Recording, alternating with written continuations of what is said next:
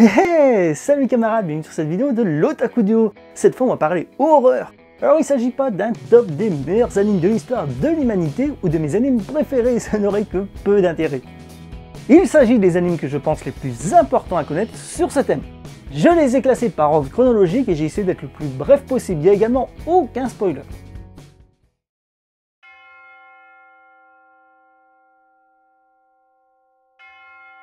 Durant un été des années 1990, plusieurs personnes dans le petit village japonais de Satoba sont atteintes d'une maladie étrange et incurable. Au même moment, une nouvelle famille emménage. L'intérêt de Shiki vient de son atmosphère. On se sent oppressé, l'isolement du village donne l'impression d'être coupé du reste du monde, renforçant encore la présence de la mort. Dans les premiers épisodes, l'anime joue énormément sur cette atmosphère. D'ailleurs, Shiki rappelle beaucoup Higurashi. Il faut dire que comme lui, l'action se déroule en été dans un petit village de campagne perdu où se déroulent des événements inexpliqués avec des scènes qui peuvent être très gore et une forte présence de la psychose. Mais ici, l'anime se déroule selon le point de vue de trois personnages principaux. Un lycéen renfermé qui semble haïr Satoba et ses habitants, le médecin du village qui n'arrive pas à empêcher ses patients de mourir, et un moine bouddhiste écrivain. Ces trois personnages évoluent parallèlement, mais chacun découvrira la vérité, luttera à sa manière. On passe ainsi d'un personnage à l'autre, chacun agissant à sa façon, selon sa personnalité. Utiliser des points de vue différents est une idée intéressante, on prend plaisir à suivre l'évolution et le parcours de chacun des personnages. Le scénario est efficace et l'intrigue assez profonde, avec comme tout anime d'horreur estival, une grande part de mystère. Le côté parfois prévisible est équilibré par l'écriture et l'approche narrative, de plus l'anime prend le temps de bien mettre en place au cadre. Une chose qui mérite également d'être soulignée, la qualité et l'impact des effets visuels, en particulier les couleurs, qui mettent l'accent sur certaines scènes de façon très efficace. Il faut te préparer à voir des scènes qui peuvent être très violentes et particulièrement gore.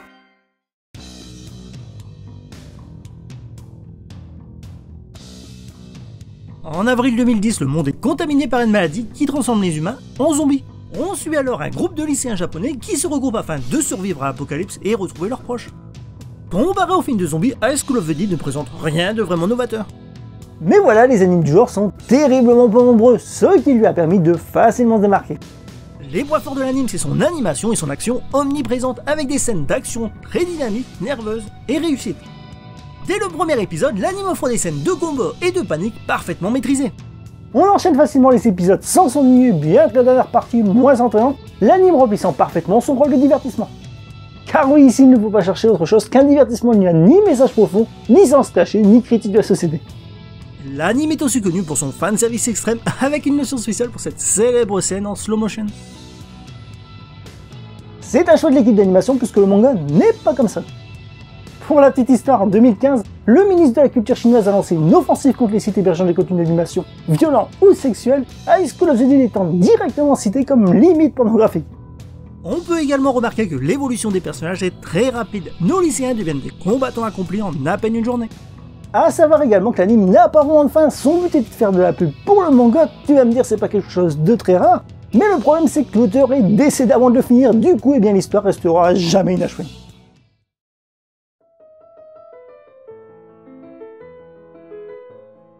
Dans un village totalement isolé du reste du monde, les humains sont capables d'utiliser des pouvoirs de psychokinésie. Saki est une jeune fille qui vient de voir ses pouvoirs se réveiller et retrouve ses amis d'enfance pour apprendre à les maîtriser avec eux. Mais derrière l'ambiance paisible qui règne au village, des rumeurs inquiétantes circulent. Le groupe d'enfants finit par découvrir un sombre secret, ce qui aura de lourdes conséquences sur leur avenir. Shinsekai Wolf est un anime complexe avec un mélange de science-fiction, de drame, de surnaturel avec une petite touche de romance, mais surtout c'est un anime psychologique. Bien qu'il est question d'humains avec des pouvoirs et qu'il y a parfois des scènes d'action, l'anime se concentre plus sur la réflexion que sur l'action. Dans cet anime, on suit un groupe d'enfants qui grandiront durant la série. L'anime se déroule donc sur plusieurs années, ce qui permet de montrer le développement de leur personnalité, mais surtout de voir l'évolution de leurs relations, ainsi que les conséquences de leurs choix sur le long terme. L'ambiance de la série est également très mystérieuse, avec un côté malsain et une réflexion sur l'humanité. La principale qualité de l'anime, c'est son scénario solide et cohérent, mais il faut un certain temps avant d'avoir suffisamment d'éléments pour commencer à comprendre. D'ailleurs, il faut attendre la fin pour vraiment tout comprendre. Les premiers épisodes peuvent paraître confus avec beaucoup d'informations incompréhensibles et une atmosphère étrangement malsaine. Mais petit à petit, on comprend le contexte et l'univers de l'anime devient très cohérent, le scénario avançant en révélant une intrigue bien plus complexe qu'elle en avait l'air. Bien que certains arcs semblent trop longs et de qualité inégale, voire même peu utiles.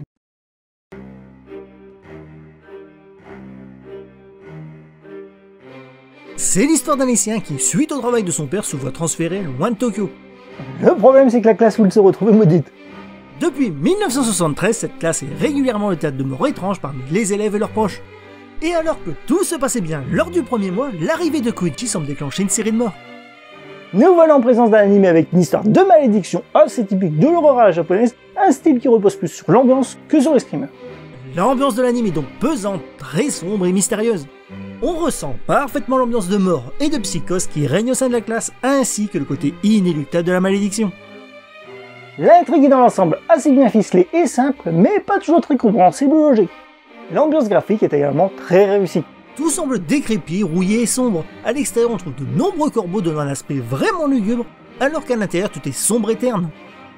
Mais l'équipe d'animation semble avoir voulu rendre les choses plus visuelles et démonstratives, donnant un fort côté destination finale aux différentes situations mortelles. Le côté gore et imprévisible de certaines morts peuvent fonctionner, mais pour d'autres ça devient excessif, voire vraiment ridicule, ce qui gâche un peu l'ambiance horrifique de l'anime. A savoir que c'est un choix de l'équipe d'animation, puisque le roman lui est plus réaliste.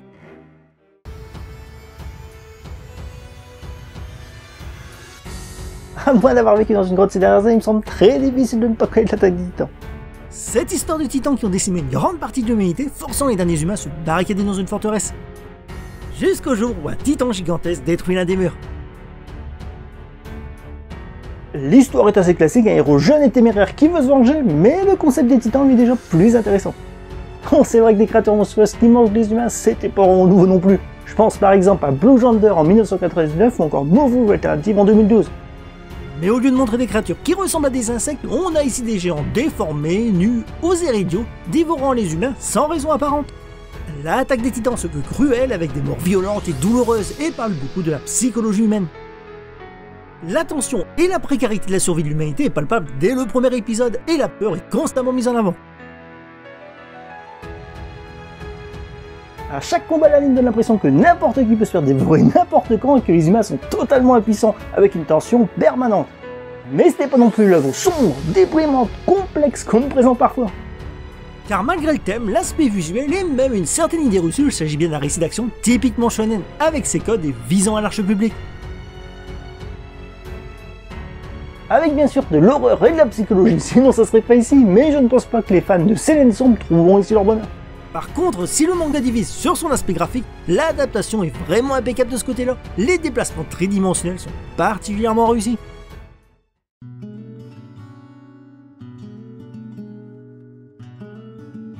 Un soir, des extraterrestres sous forme d'œufs arrivent sur Terre et prennent le contrôle de cerveaux d'humains à proximité. Mais l'un d'entre eux rate sa cible et finit dans la main de son hôte.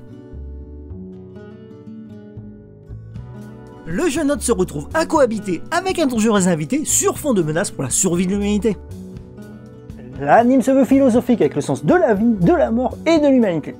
En imaginant ces nouvelles espèces plus haut dans la pyramide alimentaire que les humains arrivés sur Terre. Avec un mélange de psychologie, d'horreur, d'action et d'une petite touche de romance. L'histoire comporte différentes parties dans lesquelles l'ambiance peut changer totalement avec des phases d'action et d'autres plus tranches de vie psychologique. Ici, la psychologie des personnages est très marquée et importante, bien que certains personnages ont parfois un comportement un poil agaçant.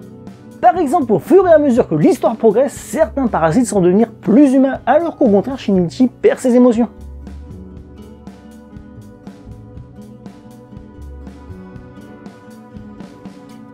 Étudiant timide, Ken Kaneki se fait attaquer par une goule. Mortellement blessé, il survit grâce à la greffe des organes de son agresseur.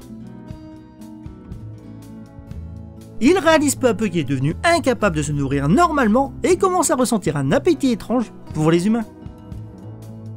Au-delà des affrontements dynamiques, sanglants et violents, c'est surtout le monde dans lequel évolue Ken qui est intéressant, le développement de l'univers des ghouls étant mis en valeur par de bonnes idées scénaristiques. Mais parce que oui, il y a un gros mais, les intrigues sont survolées par l'anime si bien qu'on ne se rend pas bien compte des enjeux. Il tente même parfois d'émouvoir avec certains personnages dont on ne sait tout simplement rien. Le développement des personnages étant également rendu incompréhensif par les coupes scénaristiques. Il se montre également moins violent et gore que le manga.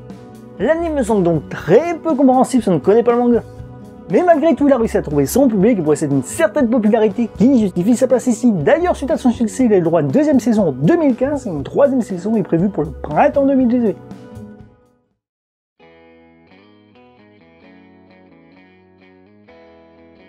Yuki aime tellement son école qu'elle ne veut pas en partir, appréciant sa vie insouciante avec les autres membres du club de vie scolaire. Cependant, tout n'est peut-être pas ce qu'il semblait. Alors attention, il s'agit ici d'un anime un peu particulier, alors si tu ne connais pas, je te déconseille de regarder plus la vidéo avant d'avoir vu au moins le premier épisode. Évite également de lire la synopsis de Crunchyroll ou d'autres sites. Gakugurashi est donc un anime surprenant de type tranche de vie lycéenne avec un aspect très kawaii au milieu d'une invasion de zombies. Ici on est très loin, je dirais même que c'est l'exact opposé de High School of the Dead. Le but n'est pas de fuir ou de trouver de l'aide. Non, ici l'invasion a lieu depuis quelques temps déjà et les protagonistes se sont résignés à survivre seuls au sein de leur école. Mais l'anime ne parle pas simplement de comment ils trouvent de la nourriture ou se protéger des zombies, il ne faut pas non plus s'attendre à des scènes d'action jablées. Non, ici l'anime se concentre sur le côté psychologique. Montrant comment chacune tente de supporter la situation en essayant de s'amuser et de profiter de la vie au jour le jour. Mais surtout le personnage de Yuki souffre d'un grave trouble post-traumatique. Magnifiquement utilisé dans le premier épisode et se comporte comme si tout était normal.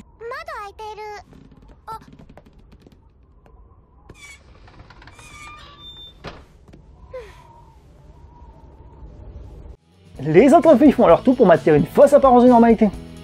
Par ailleurs, l'anime réserve quelques révélations surprenantes et imprévisibles, bien que l'on regrette que l'anime se concentre trop sur le côté tranche de vie et pas assez sur le côté psychologie horreur.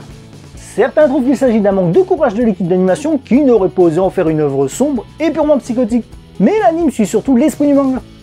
Manga dans lequel l'auteur parle surtout d'amitié, de solidarité, de la façon dont on peut construire notre propre réalité pour surmonter les difficultés ou encore qu'il faut choisir notre quotidien tranquille qui peut disparaître à tout moment. Son but n'est pas de créer une œuvre totalement sombre ou déprimante. Voilà, c'est la fin de cette vidéo, merci d'avoir regardé, si tu as des questions ou des remarques, les commentaires sont là pour ça, et pour ne rater aucune de mes prochaines vidéos, je te conseille vivement de t'abonner à la chaîne. Et je te dis à la prochaine camarade.